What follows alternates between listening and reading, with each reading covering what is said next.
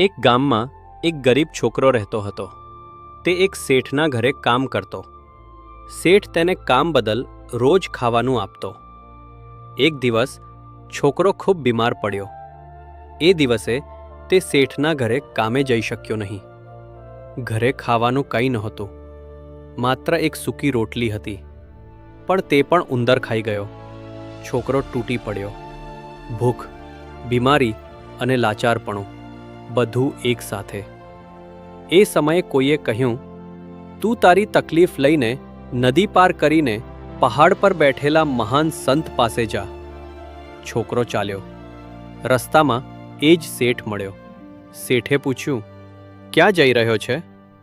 છોકરાએ કહ્યું, મારી તકલીફ લઈને સંત પાસે જઈ રહ્યો છું. શેઠે કહ્યું, તો મારી પણ એક વિનંતી છે. મારી દીકરી મૂંગી છે, એના લગ્ન નથી થતા. એનો કોઈ ઉપાય પૂછજે. છોકરો આગળ વધ્યો. થોડે દૂર નદી આવી. નદી ઊંડી હતી. પાર કેવી રીતે કરવી? એ સમયે એક વૃદ્ધ કાચબો મળ્યો. કાચબાએ કહ્યું, મારા ઉપર બેસ, હું તને નદી પાર કરાવી દઈશ. પણ મારી એક સમસ્યા સંતને પૂછજે. મારી ઉંમર પૂરી થઈ ગઈ છે, પણ મૃત્યુ નથી આવતું. મારા માથા પર રક્ષા કવચ છે. છોકરાએ વચન આપ્યું અને નદી પાર કરી. આગળ એક જાદુગર મળ્યો.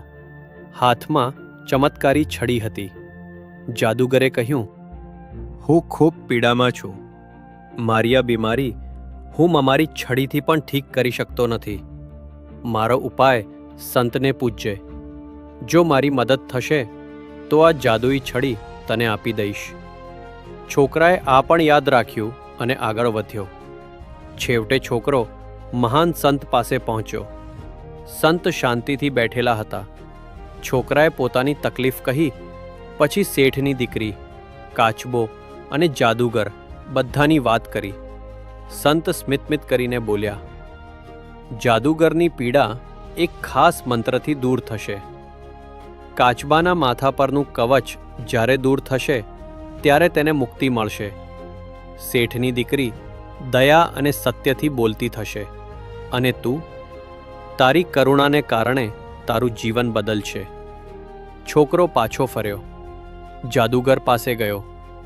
સંતે આપેલો મંત્ર કહ્યો. જાદુગરને રાહત થવા લાગી. છોકરાએ કહ્યું, 5 દિવસમાં તમારી પીડા દૂર થઈ જશે.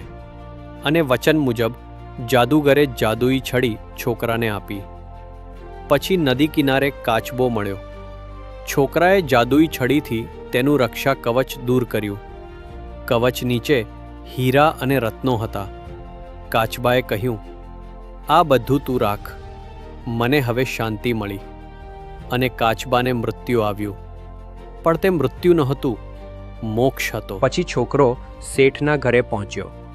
જાદુઈ છડીથી શેઠની મૂંગી દીકરી બોલતી થઈ ગઈ. શેઠ ખુશ થઈ ગયો.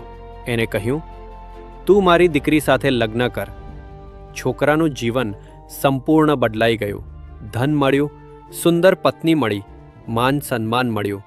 પણ તે હંમેશા નમ્ર રહ્યો. થોડા સમય પછી એક દિવસ અચાનક જાદુઈ છડી ગાયબ થઈ ગઈ. આકાશમાંથી અવાજ આવ્યો, મારો સમય પૂરો થયો, તમારો સારો સમય શરૂ થયો. આ કહાની કહે છે કે સાચી સંપત્તિ કરુણા છે, જે બીજાની તકલીફ લઈને ચાલે. ક્યારેય ખાલી હાથ પાછો નથી ફરતો. ચમત્કાર છડીમાં નથી, સારા કર્મમાં છે. ધન્યવાદ.